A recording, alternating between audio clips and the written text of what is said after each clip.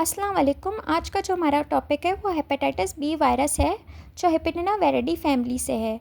ये एक्चुअली जो सिनेरियो है इसमें लिखा है हेपेटाइटिस बी हैप्पी लव।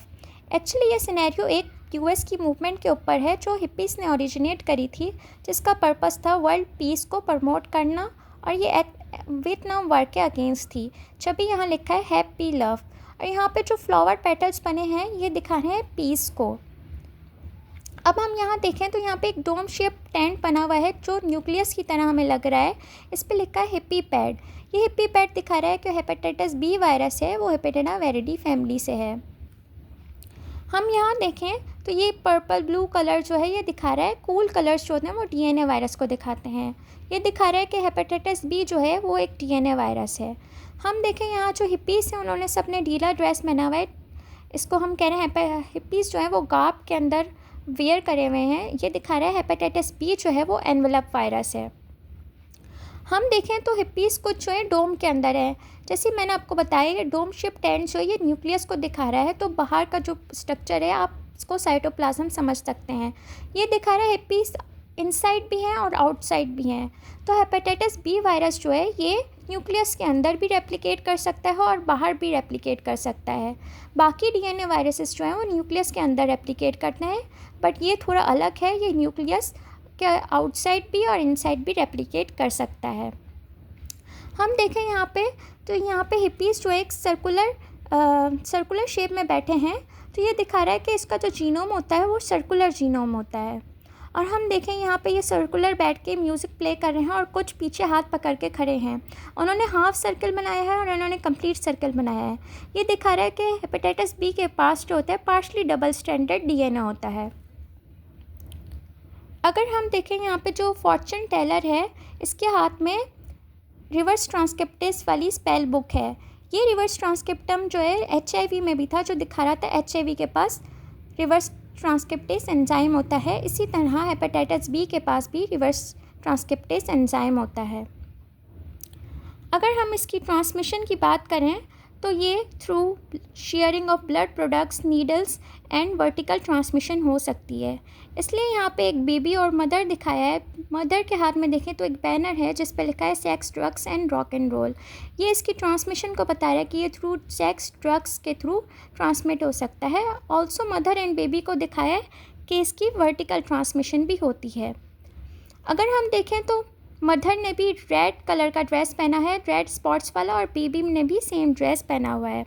ये दिखा रहा है कि ये मदर से बेबी के अंदर थ्रू डिलीवरी, ड्यूरिंग जब डिलीवरी ब्लड मिक्स होता है उसकी वजह से ये मदर से बेबी में चले जाता है।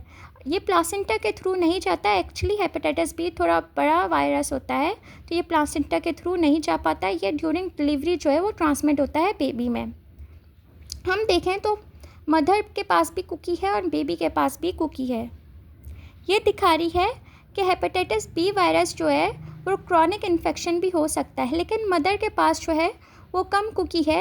ये दिखा रही है कि अडल्ट्स के अंदर ओनली 5 to 10% चांसेस होते हैं इसके क्रॉनिक इन्फेक्शन होने के, जबकि बेबी के अंदर, न्यूनेंट के अंदर 90 to 95% चांसेस होते हैं क्रॉनिक में जाने के।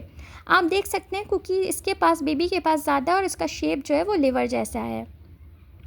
हम देखें तो यहाँ पे मदर की साइड में एक टिकी टॉर्चेस भी लगी हैं। ये दिखा रहा है हेपेटाइटिस बी जो है एक टॉर्च इन्फेक्शन है। टॉर्च के अंदर जो ओ है वो अदर्स इन्फेक्शन को दिखाता है, जिसमें हेपेटाइटिस बी भी आता है। अगर हम क्लिनिकल प्रेजेंटेशन की बात करें हेपेटाइटिस बी वायरस की, तो हम यहाँ पे एक लेडी को देख सकते हैं। ये लेडी जो है वो हाइना से कवर्ड है। ये दिखा रही है कि इसके अंदर जो है रैशेस हो सकते हैं, परप्यूरिक रैशेस हो सकते हैं। ऑल्सो ये लेडी जो है वो नील डाउन कर रही है, जो दिखा रहा है इसमें आर्थ्रेल्जिया हो सकता है। अगर हम लेडी के हाथ में देखें तो बीडेड स्ट्रिंग्स हैं। ये बीडेड स्ट्रिंग्स दिखा रहे हैं हेपेटाइटिस बी जो है वो पॉलीआर्थराइटिस नोड्यूसा करा सकता है, पान करा सकता है। पान, अगर ये बीडेड स्ट्रिंग्स को देखें तो ये किडनी शेप बॉक्स से अटैच है। पान की वजह से किडनी का जीएफआर डिक्रीज हो सकता है और हाइपरटेंशन भी हो सकती है। पान किडनी के वेसल्स को भी अफेक्ट करता है। हम देखें तो एक और लेडी के हाथ में स्ट्रिंग्स हैं जिसमें 2 नॉचेस बनी हैं और वो भी किडनी बॉक्स से अटैच हैं।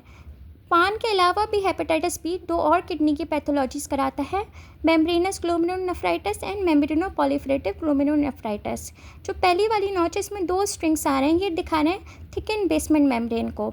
एंड जो दूसरी वाली नॉच में इसमें आपको डॉट्स भी थोड़े दिख रहे होंगे, ये दिखा रहे हैं कि इसके अंदर जो है मेम्ब्रेनो-प्रोलिफरेटिव ग्लोमेरुलोनेफ्राइटिस में टाइम ट्रैप अपीयरेंस होती है। और अगर हम देखें ये फॉर्च्यून टेलर को, इसने एक रॉक शेप के ऊपर एक टैरट कार्ड रखा है, ये दिखा रहा है। इसकी जो रॉक की शेप है ये लिवर के जैसी है और ये टैरट कार्ड जो है क्रैब है।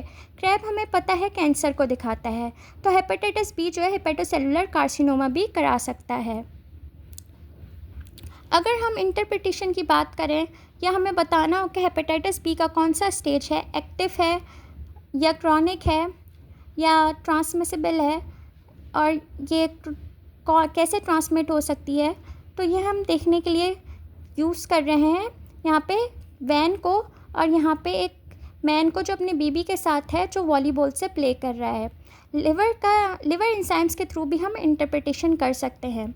अगर हम देखें यहाँ पे तो ELT जो है लिखा है वॉलीबॉल के ऊपर, जो वो ऊपर उछाल रहा है, तो हेपेटाइटिस बी जो है वो ELT को राइज करता है। सेम जो ELT का राइज जो होता है वो अल्कोहलिक हेपेटाइटिस में भी होता है, मगर अल्कोहलिक हेपेटाइटिस में EST ELT से ज़्यादा होता है, लेकिन इसमें वायरल हेपेटाइटिस में ELT EST से ज़्यादा होता है। अगर हम बेबी को देखें तो इसकी डिफ्लेटेड जो है बॉल है, मतलब ELT का लेवल जो होता है न्यूनेटल हेपेटाइटिस में नॉर्मल होता है।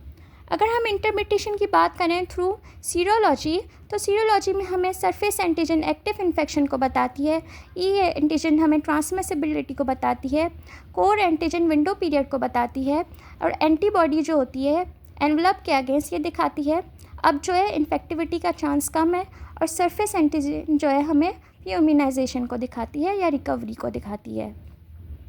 तो हम वैन के ऊपर देखें तो लिखा है we are all one species में हम देखें एस जो है उसके ऊपर ऐसा लग रहा है वायरस के ऊपर एंटीजन हो, स्पाइक्स जो निकल रही हैं। एस जो है वो दिखाता है सरफेस एंटीजन को, ये फर्स्ट एंटीजन होती है जो अपीयर होती है ब्लड के अंदर। ये सारे कर्व्स जो हैं ये टाइटर्स को दिखा रहे हैं during the course of infection. Hepatitis B surface antigen जब अपीयर होती है तो हेपेटोसाइट्स की अपीयरेंस जो होती है वो ग्राउंड ग्लास हो जाती है। इसके बाद हम हेपेटाइटिस ई एंटीजन को देखें तो ये दिखाती है इस पीरियड के अंदर हाई ट्रांसमिसिबिलिटी होगी, और एस और ई के बीच में देखें तो टायर फ्लैट हुआ है। इसी पीरियड के अराउंड जो है पेशेंट को सिम्टम्स डेवलप होंगे। इसके बाद विंडो पीरियड आता है जिसमें पेशेंट को कोई सिम्टम्स नहीं होंगे, जब विंडो के ऊपर सी लिखा हुआ है। ये सी दिखा रहा है एंटी हेपेटाइटिस कोर एंटीबॉडी को, जो विंडो पीरियड के अराउंड पॉजिटिव होगी। अब हम विंडो पीरियड में देखें तो ओनली कोर एंटीबॉडी इसलिए पॉजिटिव होती है क्योंकि अब हमारी body against hepatitis B virus action लेती है और इसके एंटीजन के साथ जाके एंटीबॉडीज बाइंड हुई भी होती हैं, जब भी ब्लड के अंदर हमें कोई और एंटीबॉडी और एंटीजन नहीं दिखती ड्यूरिंग विंडो पीरियड। उसके बाद एंटीबॉडी अगेंस्ट एनवलप एंटीजन आ जाती है जो हमें ब्लड में दिखती है, एंटी हेप ई एंटीबॉडी। इसका मतलब होता है लो इन्फेक्टिविटी। अगर हम देखें ब्लू कर्व को